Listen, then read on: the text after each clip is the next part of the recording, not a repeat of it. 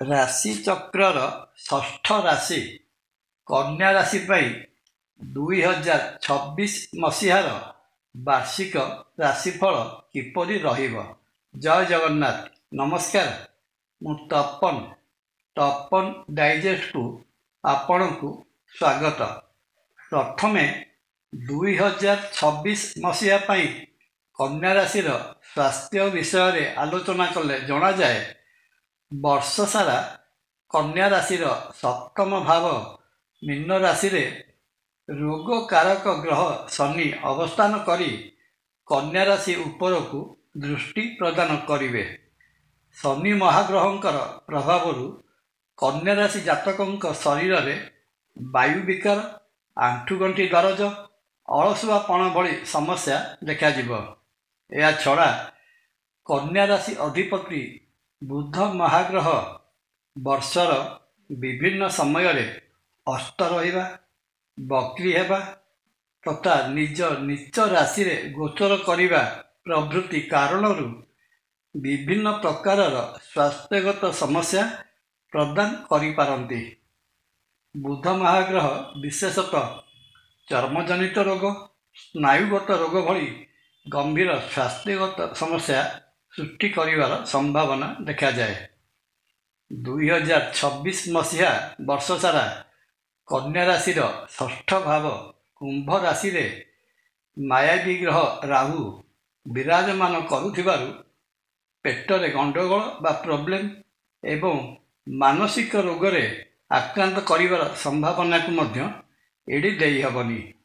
ଶିକ୍ଷା ଦୃଷ୍ଟିରୁ ଦେଖିବାକୁ ଗଲେ 2026 ମସିହା ବର୍ଷ କନ୍ୟା ରାଶି ପାଇଁ ଶୁଭ ଫଳ ପ୍ରଦାନ କରିବ।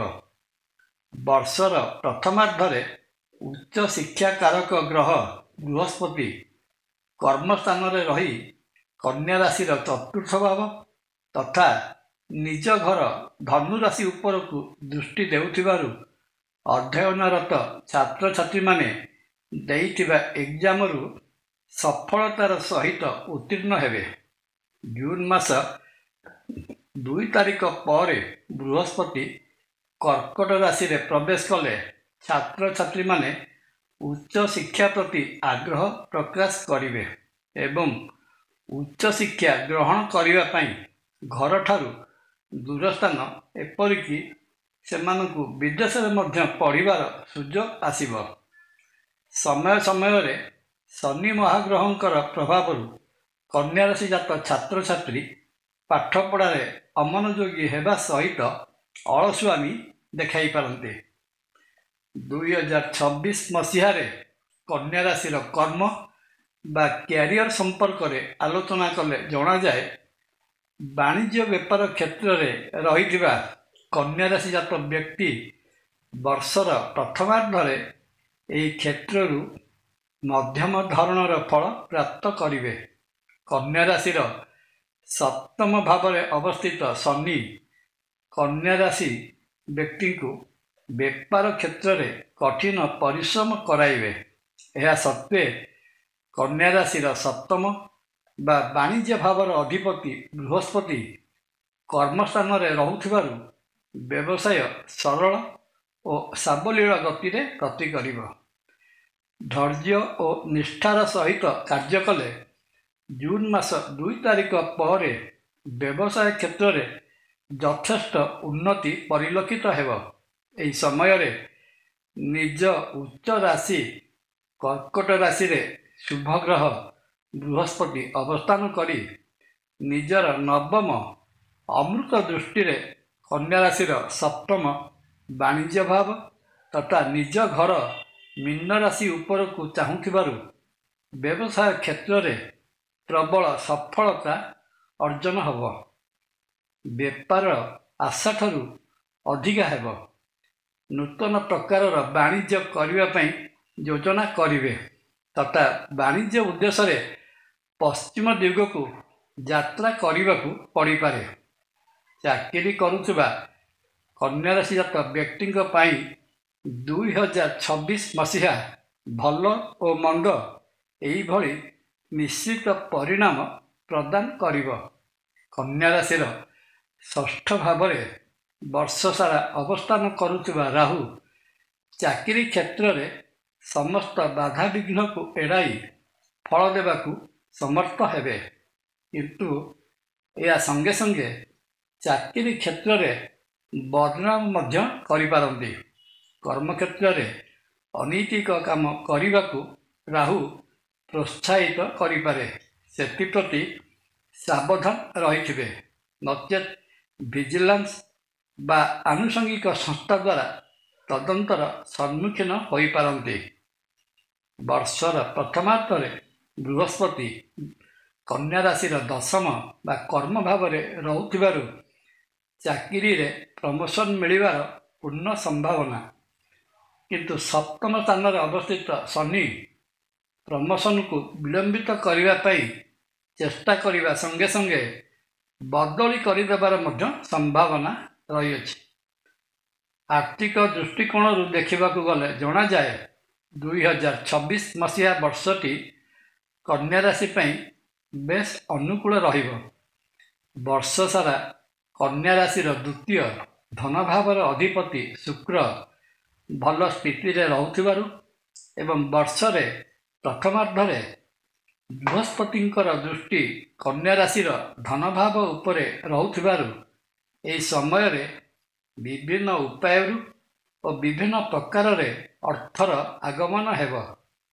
ଜୁନ୍ 2 ତାରିଖ ପରେ ଧନକାରକ ଗ୍ରହ ଦେବଗୁରୁ ବୃହସ୍ପତି କନ୍ୟା ରାଶିର ଆୟ ବା ଏକାଦଶ ସ୍ଥାନ କର୍କଟ ରାଶିରେ ଉଚ୍ଚ ଭାବରେ ଅବସ୍ଥାନ କରିବେ। ଏହି ସମୟରେ କନ୍ୟା ରାଶି ଜାତକ ବ୍ୟକ୍ତିଙ୍କ ପାଇଁ ଧନର ପ୍ରାଚୁର୍ଯ୍ୟ ଦେଖାଯିବ। ଆଶାଠାରୁ ଅଧିକା ଧନଲାଭ ହେବାରୁ ସଞ୍ଚିତ ଧନର ପରିମାଣ ବୃଦ୍ଧି ପାଇବ। ବିଭିନ୍ନ ସଂସ୍ଥାମାନଙ୍କରେ ଅର୍ଥ ନିବେଶ କରିବେ, କିନ୍ତୁ ଅକ୍ଟୋବର ମାସ 31 ତାରିଖ ପରେ ବୃହସ୍ପତି କନ୍ୟା ରାଶିର ବ୍ୟୟ ବା ଦ୍ୱାଦଶ ଭାବରେ ପ୍ରବେଶ କଲେ ଖର୍ଚ୍ଚର ପରିମାଣ ବୃଦ୍ଧି ପାଇବ। ହୁଏତ ବଡ଼ ଧରଣର ଅର୍ଥ ବ୍ୟୟ କରିବାକୁ ପଡ଼ିପାରେ, ଅବଶ୍ୟ ଏହି ଖର୍ଚ୍ଚ ସତ୍ ଖର୍ଚ୍ଚ ହେବ। ଘରେ ମାଙ୍ଗଳିକ କାର୍ଯ୍ୟ ହେଉ ଅଥବା ଗୃହ ନିର୍ମାଣ ହେଉ, ବଡ଼ ଧରଣର ଖର୍ଚ୍ଚାନ୍ତ ହେବାର ଯୋଗ ଦେଖାଯାଏ। 2026 ମସିହାରେ କନ୍ୟା ରାଶିର ଲଭ୍ ଲାଇଫ୍ ବା ପ୍ରେମ ସମ୍ପର୍କ ବିଷୟରେ ଆଲୋଚନା କଲେ ଜଣାଯାଏ କନ୍ୟା ରାଶିର ପଞ୍ଚମ ପ୍ରେମ ଭାବର ଅଧିପତି ଶନି ସପ୍ତମ ଭାବରେ ରହିଥିବାରୁ କନ୍ୟା ରାଶିଜାତ ବ୍ୟକ୍ତି ପ୍ରେମ ବିବାହ କରିବାକୁ ଇଚ୍ଛା ପ୍ରକାଶ କରିବେ, କିନ୍ତୁ ଏଥିପାଇଁ ଅଯଥା ଜିଦ୍ ବା ସନ୍ଦେହ ମନୋଭାବ ପୋଷଣ କରିବା ଉଚିତ ନୁହେଁ, ନଚେତ୍ ପ୍ରେମ ସମ୍ପର୍କ କେବଳ ପ୍ରେମ ସମ୍ପର୍କରେ ହିଁ ସୀମିତ ରହିଯିବ। ଅବିବାହିତ ରହିଥିବା ପୁଅ ଓ ଝିଅମାନଙ୍କ ପାଇଁ ବିବାହ ପ୍ରସ୍ତାବ ଆସିବା ସତ, କିନ୍ତୁ ନିର୍ବନ୍ଧ ବା ରିଙ୍ଗ ସେରିମନି ଅନୁଷ୍ଠିତ ହୋଇ ବିବାହ କାର୍ଯ୍ୟ ବିଳମ୍ବିତ ହୋଇଯିବାର ଆଶା କରାଯାଏ। ଉପଯୁକ୍ତ ବ୍ୟବସ୍ଥା ଗ୍ରହଣ କଲେ ଶୀଘ୍ର ବିବାହ ଅନୁଷ୍ଠିତ ହୋଇଯିବ। ପାରିବାରିକ ଦୃଷ୍ଟିକୋଣରୁ ଦେଖିବାକୁ ଗଲେ ଜଣାଯାଏ 2026 ମସିହା କନ୍ୟା ରାଶି ପାଇଁ ମଧ୍ୟମ ଧରଣର ରହିବ। କନ୍ୟା ରାଶିର କୁଟୁମ୍ବ ବା ଦ୍ୱିତୀୟ ସ୍ଥାନ ତୁଳା ରାଶିର ଅଧିପତି ଶୁକ୍ର ବର୍ଷର ଅଧିକାଂଶ ସମୟ କନ୍ୟା ରାଶି ପାଇଁ ଭଲ ସ୍ଥିତିରେ ଅବସ୍ଥାନ କରିବେ। ପୁନଶ୍ଚ ଦ୍ୱିତୀୟ ସ୍ଥାନ ଉପରକୁ ନୈସର୍ଗିକ ଶୁଭଗ୍ରହ ବୃହସ୍ପତିଙ୍କର ଦୃଷ୍ଟି ଜୁନ୍ ମାସ 2 ତାରିଖ ପର୍ଯ୍ୟନ୍ତ ରହୁଥିବାରୁ ଏହି ସମୟରେ ପରିବାରରେ ସୁଖ ଶାନ୍ତି ଓ ସମୃଦ୍ଧି ବାସ କରିବ। ପରିବାରର ପ୍ରତ୍ୟେକ ସଦସ୍ୟ ପାରସ୍ପରିକ ସ୍ନେହ ଓ ସୌହାର୍ଦ୍ଦ୍ୟ ଭିତରେ କାଳ କାଟିବେ। ଘରେ ଧାର୍ମିକ ଓ ଆଧ୍ୟାତ୍ମିକତାର କାର୍ଯ୍ୟକ୍ରମ ଅନୁଷ୍ଠିତ ହେବ। ଗୃହରେ ଶୁଭ କାର୍ଯ୍ୟ ମାଙ୍ଗଳିକ କାର୍ଯ୍ୟ ସମ୍ପନ୍ନ ହେବାର ଅଛି। ବର୍ଷର ଶେଷ ଭାଗରେ କନ୍ୟା ରାଶିଜାତ ବ୍ୟକ୍ତି ତୀର୍ଥାଟନ ବା ଦେବଦର୍ଶନ ପାଇଁ ସପରିବାର ଭ୍ରମଣ କରିବାର ଯୋଗ ଦେଖାଯାଏ। ଏ ତ ଗଲା ମୋଟାମୋଟି ଭାବରେ 2026 ମସିହା ପାଇଁ କନ୍ୟା ରାଶିର ବାର୍ଷିକ ରାଶିଫଳ। ବର୍ଷଟିରେ ରହିଥିବା ଅଶୁଭତ୍ୱକୁ ଦୂର କରି ଶୁଭଫଳ ପାଇବା ନିମନ୍ତେ କନ୍ୟା ରାଶିର ଅଧିପତି ବୁଧ ମହାଗ୍ରହଙ୍କର ଆରାଧ୍ୟ ଦେବତା ଶ୍ରୀହରି ବିଷ୍ଣୁଙ୍କର ପ୍ରିୟ ମନ୍ତ୍ର ବିଷ୍ଣୁ ସହସ୍ରନାମ ପାଠ କରନ୍ତୁ। ପରିଶେଷରେ ଶ୍ରୀକ୍ଷେତ୍ର ପୁରୀରେ ବିରାଜିତ ମହାବିଷ୍ଣୁ ଶ୍ରୀ ଜଗନ୍ନାଥ ମହାପ୍ରଭୁଙ୍କୁ ଦର୍ଶନ କଲେ କନ୍ୟା ରାଶିଜାତ ବ୍ୟକ୍ତିଙ୍କର ରହିଥିବା ସମସ୍ତ ଦୋଷ ଖଣ୍ଡନ ହୋଇ ମନବାଞ୍ଛିତ ଫଳ ପ୍ରାପ୍ତ ହୋଇଥାଏ। ଜୟ ଜଗନ୍ନାଥ। ଭିଡ଼ିଓ ଭଲ ଲାଗିଲେ ଲାଇକ୍, କମେଣ୍ଟ, ସବସ୍କ୍ରାଇବ୍ ଓ ସେୟାର କରିବା ପାଇଁ ଅନୁରୋଧ। ନମସ୍କାର। ତପନ।